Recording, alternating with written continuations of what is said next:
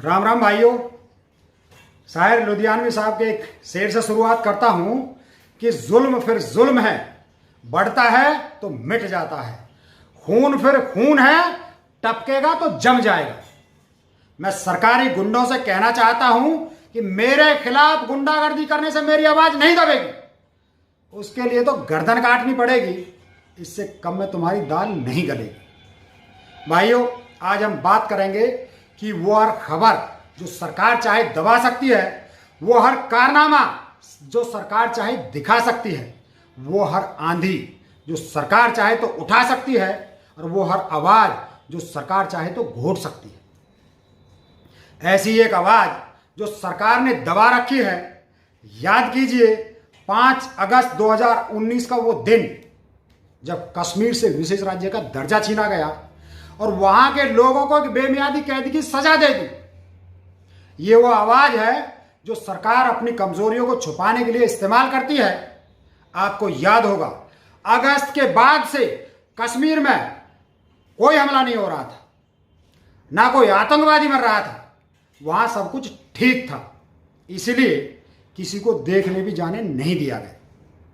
लेकिन जैसे ही lockdown fail हुआ और सरकार कटघरे में आई, अब देखिए हर रोज कश्मीर की खबरें आने लगी हैं।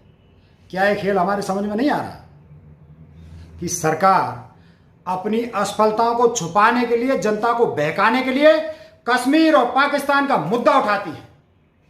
अरे, हम और आप तो कोरोना के समय से लॉकडाउन झेल रहे हैं, लेकिन हमारे कश्मीर के भाई बहन और मासूम बेकसूर बच्चे 5 अगस्त से लॉकडाउन में फंसे हैं।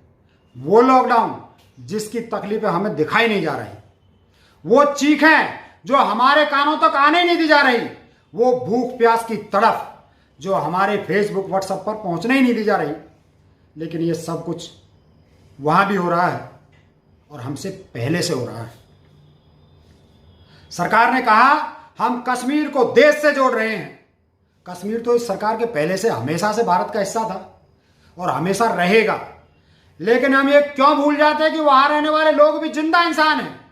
उन्हें भी भूख लगती है, उन्हें भी रोजगार चाहिए, उन्हें भी लाइट, पानी और सड़कें चाहिए, और इन सबसे ज्यादा उन्हें बाकी देशवासियों का प्यार चाहिए, देश का अभिन्न अंग होने का सम्मान चाहिए। सरकार समर्थक भाइयों का एक ही राग सुनाई देता है कि कश्मीरी पंडित भगाए गए, उनके साथ अत्याचार हुआ। उस समय क्यों चुप थे? भाइयों, जब ये अत्याचार हो रहा था तो ना आप वहां थे, ना मैं वहां था, और उस अत्याचार भरे समय के लिए हम सब दुखी हैं। लेकिन हम और आप वो समय पीछे जाकर ठीक नहीं कर सकते, क्योंकि वो एक दौर था जो गुजर गया, और उस दौर के साथ वो लोग भी गुजर गए जो अत्याचारी थे। अब वहां कोई अत्याचारी नहीं है, बल्कि अत्याचार सहने वाली वो मासूम जनता है जिनको आए दिन बंदूक के दम पर आतंकवादी लूटते हैं और उनके बच्चों को मार देते हैं, अपहरण करते हैं और उनमें जहर भरकर देश का दुश्मन बना देते हैं, बिल्कुल वैसे ही जैसे ही देश के और हिस्सों में नक्सली करते हैं। आप सभी सरकार समर्थकों से एक सवाल करना चाहता हूं कि अगर आपके पूर्वजों के अत्याचारों की सजा उनके वंशजों को देना चाहते हो तो फिर ये कानून सभी पर लागू होना चाहिए।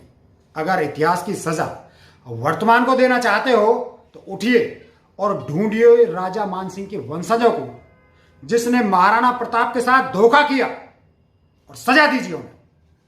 पता कीजिए जयचंद के वंशज कहां हैं जिसने पृथ्वीराज चौहान के साथ धोखा करके मोहम्मद गोरी का साथ दिया, और उनके वंशजों को सजा दिलवाइए। फिर पता निकालिए राजा आम्बी का जिसने सिकंदर के आगे घुटने टेक कर लाखों भारतीयों की हत्या करवा दी। इसके वंशज मिल जाएं तो उनके भी सजा दीजिए।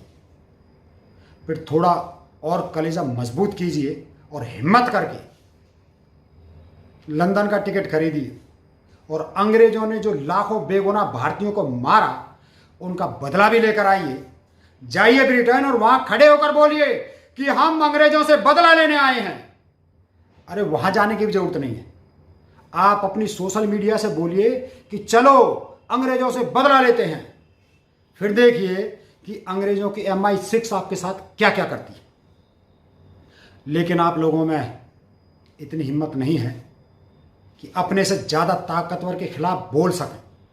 आज मुझे अफसोस होता है कि जंगल की एक कहानी देश में चल रही है, जहां एक शेर को गीदड़ों का झुंड परेशान करता है और गीदड़ समझते हैं कि हमने शेर को हरा दिया, हम शेर से ज़्यादा ताकतवर हैं। ये कमज़ोर दिल के लोग उस नेता की तरह बुज़दिल और कायर हैं जो सिर्फ वाहवाही में आगे होता है, और जब जनता के गुस्से का सामना करने की नौबत आई तो अब 6 साल में पहली बार कैबिनेट के किसी और मंत्री को बोलने की आज़ादी मिली है। यही कारण है कि भाजपा के ही नेताओं को कैबिनेट के मंत्रियों के नाम तक नहीं पता होते। आप कमजोरों को दबाकर ताकतवर नहीं बन सकते। आपको देश के दुश्मनों को सामने ताकत दिखानी होगी। आप अपने से बहुत छोटे पिद्दी से देश पाकिस्तान के आगे शेर बन जाते हो, और जब आपके सामने चीन आता है तो बिल्ली बन जाते हो। पुलवामा हमला सरकार की विफलता थी और उसके बदले बम गिराने का ड्रामा कर चुनाव जीत लिया। लेकिन अब जब चीन हमारी सीमाओं पर रंगदारी दिखा रहा है तो आप चुपके से अमेरिका को उकसा रहे हो, और आपने एक बार भी चीन को चेतावनी नहीं दी। क्यों नहीं दी? क्योंकि उसके लिए कलेजा चाहिए। कलेजा था इंदिरा गांधी का, जिन्होंने अमेरिका की धमकी के बाद भी बांग्लादेश में सेना भेजी और लड़ाई जीती। कलेजा था राजीव गांधी का, जिन्होंने आतंक के आगे झुकने से इंकार कर दिया और श्रीलंका में शांति सेना भेजी।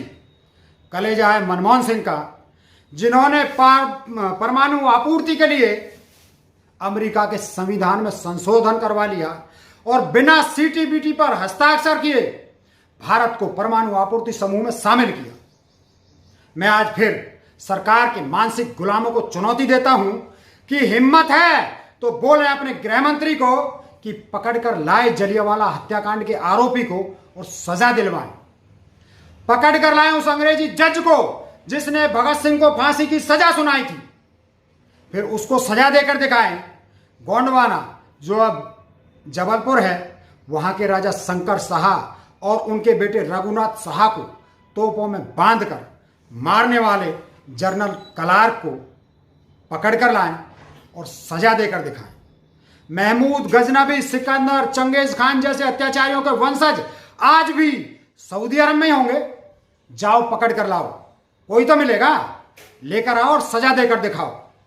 और अगर मरे हुए उन लोगों को सजा नहीं दे सकते तो जाओ मुंबई ब्लास्ट का आरोपी दाऊद इब्राहिम है ना, अभी भी उसे पकड़ कर लाओ। मुंबई हमले के दोषी लश्कर तैयबा के सरगना हाफिज सईद को पकड़ कर लाओ। ISIS के सरगना अबू बकर बगदादी, उसे पकड़ कर लाओ। अलकायदा के आतंकी अल जवाहिरी को पकड़ कर दिखाओ। तालिबान के मुल्ला उमर को पकड़ कर लाओ। ये तो भी जिंदा होंगे, दिखाओ नकली 56 इंची सीने में कितनी ताकत है इनके सामने। लेकिन इनके बारे में तो बात भी नहीं करो, क्योंकि इनको मारना तो दूर, इनको पकड़ने की घोषणा करने के लिए भी कलेजा चाहिए, वो जो तुम्हारे नफरत से भरे खोखले शरीरों में नहीं है और ना कभी हो सकता है। इसलिए सच को स्वीकार करना सीखिए। जो मर गए हैं उनके नाम पर राजनीति मत कीजिए। अरे तुम तो जिंदा लोगों पर भी कमजोर और गरीबों का खून पिलाकर अमीरों को पाल रहे हो। जरा ये सोचो कि अपने पीछे क्या छोड़ कर जाओगे? सिर्फ नफरत है और बदले की आग में जलता देश। लेकिन ये भारत जैसे देश के लिए सही नहीं है। कश्मीर के लोग भी हमारी तरह बेकसूर हैं। उनको उस अपराध की सजा मत दो जो उन्होंने नहीं किया। वहां के लोग भी जेवर बेचकर आटा खरीद रहे होंगे, 2 वक्त की जगह 1 वक्त खाना खा रहे होंगे, सैकड़ों किलोमीटर पैदल चल रहे होंगे, उनके बच्चे भी भूख से तड़प रहे होंगे। वहां भी माएँ दूध की जगह सफेद पानी पिलाकर बच्चे पाल रही होंगी। भाइयों, नफरत के बीज से सिर्फ नफरत पैदा होती है। देश में अमन और शांति की बात कीजिए। कश्मीर हो या उड़ीसा, बिहार, झारखंड, कहीं हमारे भाई बहन भूख से लड़ रहे हैं। इन इंसानों को रोटी चाहिए, कम से कम उस रोटी में तो खून मत मिलाओ। जरा रहम खाओ उन पर। जरा रहम खाओ।